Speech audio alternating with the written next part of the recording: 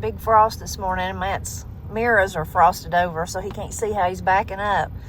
He's backed up to the trailer. He's going to hook up the trailer, and we're going to go to town this morning. Another trip towards building the shed. We're going to go after an auger, or at least we hope we're going to find an auger. And I think we're going to go back and look at the big concrete tube things. I don't know what you call them. You'll see. Anyway, Matt can explain. Go back and measure them before we get the auger.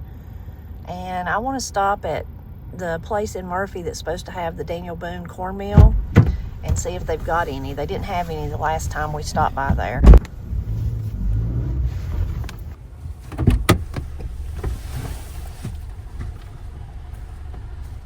Gonna try again. He defrosted the truck but didn't think about the mirrors. I see Corey waving at us out the window. I think she's got Woodrow held up waving. Such a blessing to have them right here. Got the trailer hooked up, even with your covered windows or mirrors. Yeah.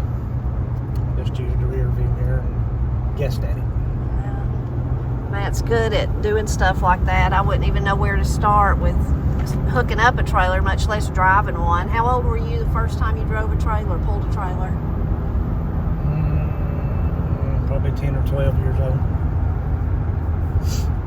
You've been doing it a long time? Yeah. I pulled horses on the highway several times before I even had a driver's license. You wasn't supposed to do that. No, but I did. I guess pulling horses is different because they can move around. Yeah, it's any kind of livestock, they move around and it feels different. You got to be kind of careful so you don't knock them down. Then there's pulling a trailer, but then there's backing a trailer. That sure don't work in my mind. You just got to turn opposite the way you want the trailer to go. And then once you get it started, you just got to follow it. And Matt uses his mirrors so well, and I've never learned how to do that. I feel more comfortable. Of course, like my car today has like a little camera in it, but even I've done it for so long the other way, I can't really use that camera, so I turn around backwards and look out the back window, and that's how I back. Right. But I should learn how to use the mirrors like you, because you use the mirrors and you just fly right along backwards. That's just the way I've learned to do it, because back then there wasn't any cameras, backup cameras. You had to use your mirrors, and that's, I learned that way, and it's just natural to me now. My other truck had a backup camera, and that's the one good thing about them, is you're looking right at the trailer ball with the camera, and you can match the trailer ball to the trailer tongue just by looking at the camera. And that's the only time I ever used it. I didn't use it backing up. I always used the mirrors, but hooking up a trailer, I always used the backup camera, and that's the only part of it I miss. But other than that, I can still remember how to do it the old way. Just kind of look in the two side mirrors and get the trailer kind of squared up with the truck, and look in the rear view mirror a little bit and use them all and back up as close as you can. And if it's a light trailer like this, you can just pick it up and set it over on the ball. And jobs, I mean, you learned when you was young, but then in between then and now, you had jobs where you had to drive big trucks and big trailers. So I guess something like this is real easy compared to that. Oh yeah, it's all the same stuff, but it's a little easier because it's smaller. And actually, the longer a trailer is, the easier it is to maneuver, the easier it is to back. Short trailers are difficult to back because they react so quick and turn so sharp. A big long trailer don't, and it's literally easier to back than a short one.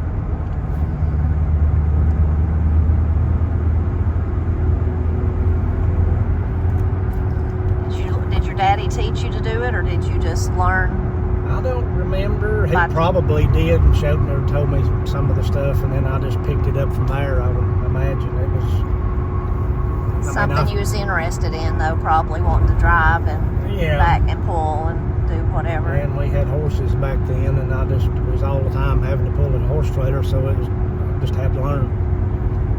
Was always going camping on the horses, and, pulling them to the vet or whatever, and so I had to learn how to do it.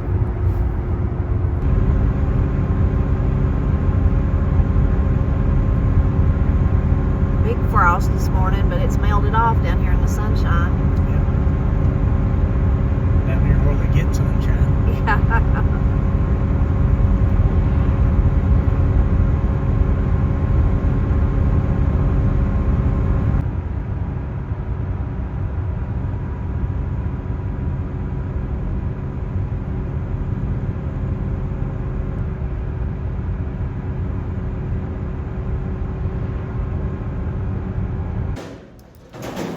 This is what you think you might use for the foundation. Yeah, maybe. It's 12 inch.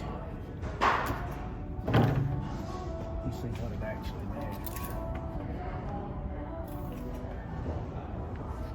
All them's gonna be 12 inch.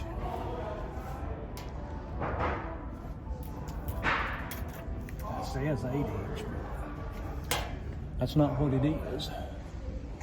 And those inside ones are 8 inch there. That's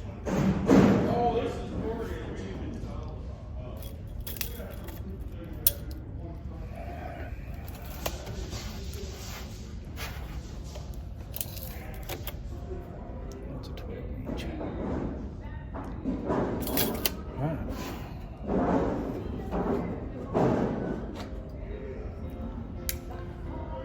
Will that work, or now you're gonna rethink it? I don't know. We'll go look at see what the auger measures outside.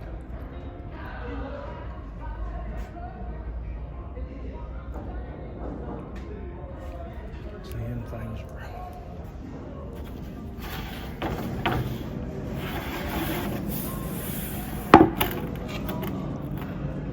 Feed, I guess. 5. Would you use the whole thing or cut it in half, or? No, I'm gonna cut it. I'm just trying to figure out how much to cut it. Yeah,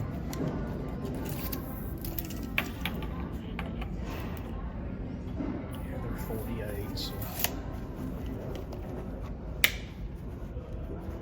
probably cut it in half, I guess, and make little 2-foot sections out of it. Was that helpful looking at the tubes? Yeah, I mean, now I know what the diameter of them is, and that'll kind of help me figure out what size diameter auger to buy for this 3-point hole digger, post hole digger unit that I'm trying to buy. You can get multiple different diameter augers for it, so now I know what to get. You were saying the 12 inch was, you'd need a bigger auger for that, and that would be good though, as far as what was you explaining about the poles? It'll be, it'll just be easier to square up if you've got a bigger concrete pad. It gives you more room, affords you more room to square up your footprint of your building. You know, it's easier to do. You don't have to be as exact with your hole. I mean, you need to try to be as best you can, but if you get off a little bit, then you've still got, if you've got a bigger concrete pad to square up with your posts, it just gives you a little more room to do that. But a smaller auger would probably be more useful for other things. It would be. Yeah. But then you got to be a little more exact on your hole digging, and especially when you pour the concrete, it's got to be close to being right, because if you're off a little bit and in order to square it up, you get your pole off the concrete, that's not going to work. So I'll look and see what they got here, and then we'll decide what we need to do. Good, all the gardening stuff makes me excited for this year. There's some of the little seed starters that we use, except ours is a different color.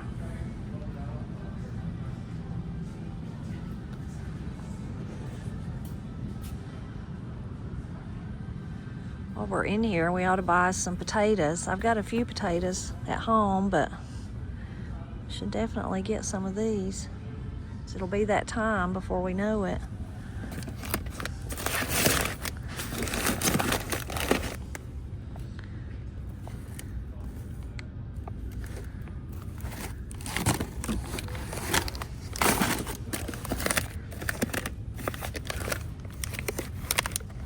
Silverton, not heard of those before.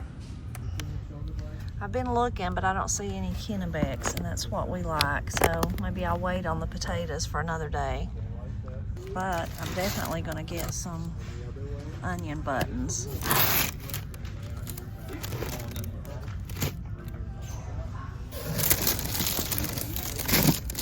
She's got a buggy. I have to get some for Corey and Granny too while I'm at it. Oh, and I'm always wooed by all of these, even though I don't need them. Baby Cakes blackberry. We just got it planted in a container. That's interesting. There's a blueberry, a raspberry. There's a fig plant. I've tried growing figs and they just didn't work for us. I'm always tempted to try again though, of course. And all my strawberries last year died. Well, I said all of them. I still have a few, but the ones that I transplanted all died. These are interesting. You can get a kit or a box full of different flowers. There's the hot pokers, we call them, hollyhocks, butterfly weed, and coneflowers. This one's interesting. It's calling it the Stars and Stripes, or the columbine, and I think that's a cardinal flower. A hosta. Those white blooms are pretty. There's some pretty, just bulbs. Isn't that pretty? Those lilies are so pretty. I don't need any of these though. There's a Cana lily. Those are pretty. They get really big. I had some one time and then they all died out. Oh, and there's the pretty dahlia. I grew some of those from seed last year though, so I'm gonna do that again.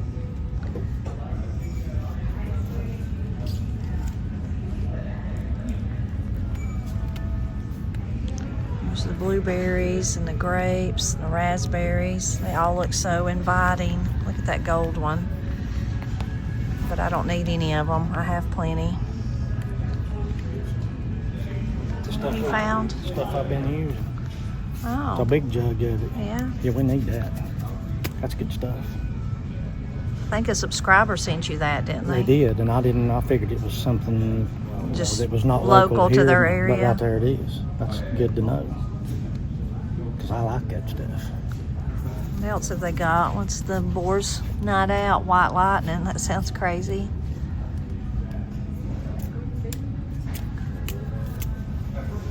$18.36 beef rub.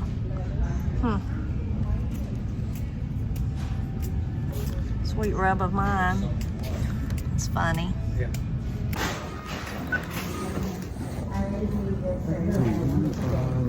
And is that under Presley? Yeah. All right, Matthew? Mhm. That's a good name. That's my name.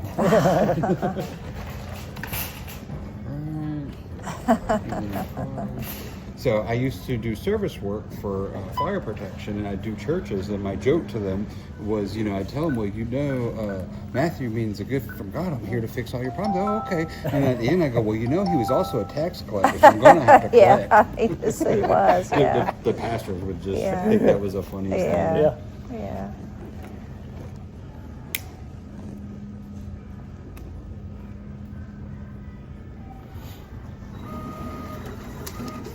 So there's your receipt. Did he say they were already working on getting it out for we're you? working. Okay. Yeah. Okay. Thank you very Thank much. you. Y'all have a good You one. too. Exactly where you want me. Well, we found what we wanted, we think. Matt's gonna have to pull over there and get it loaded. I'm excited I got the onions. I wasn't even thinking about onions. I wish they'd had the potatoes we wanted, but they didn't. Here they come, bringing it. The forklift. Then they'll load it on Matt's trailer. And when we get home, he can unload it easily with the tractor.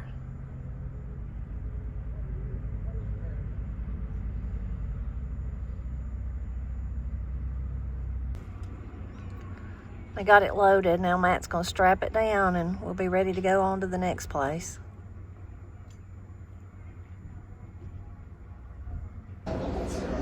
So they've got the cornmeal, yay. I may buy all they have. I may buy it all. I may go back and get the other ones. We've got all sorts of things in here. It's a really neat little produce stand. I see some white sweet potatoes. I'm gonna have to get some of them. These are the white sweet potatoes that we love.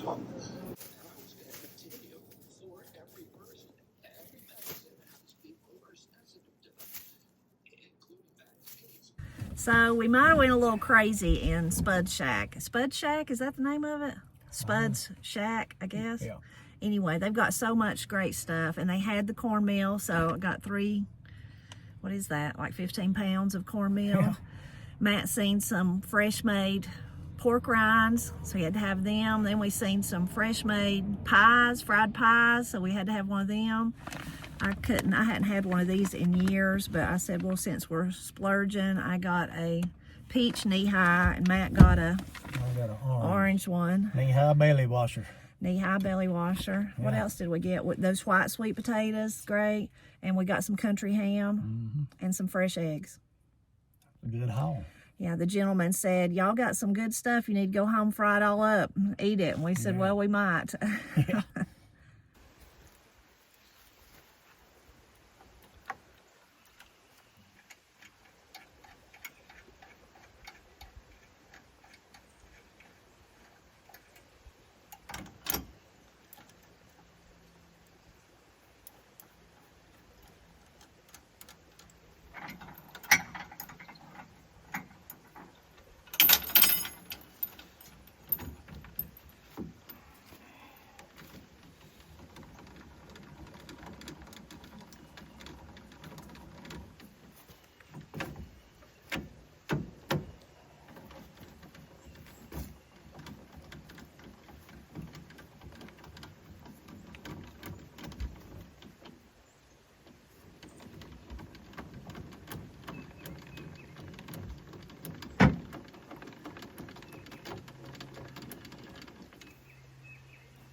So hopefully this will help us with the shed and a lot of other things too, right? Right.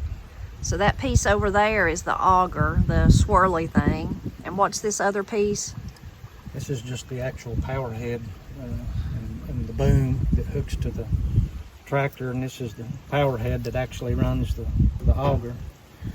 PTO shaft goes back to the tractor, and that's what spins the power unit, which turns the auger. So this part, yellow part, hooks to the tractor, Right. and the auger hooks to it, basically. Right. Actually, the auger hooks right here. Okay. It hooks to the power head. Okay.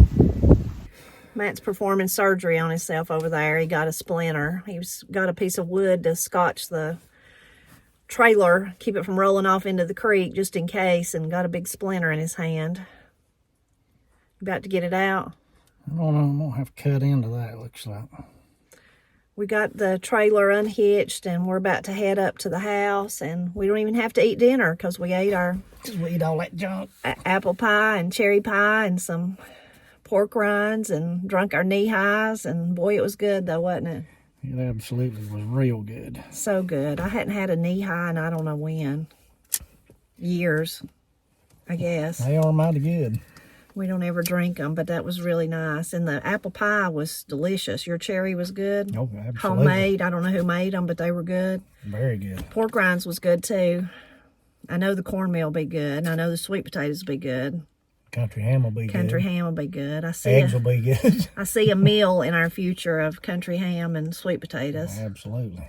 That would be good. We hope you enjoyed coming along with us today. A little bit closer to the shed, starting the shed. Yep. Every little bit helps us get there, and won't be too long, I guess. We hope till Matt starts on it. Yeah. It's just whenever. Right now it's a muddy, muddy mess. We had the frozen ground. Now we've got the soupy ground. We'll get it though. Yeah. We're always glad when you stop by to help us celebrate Appalachia.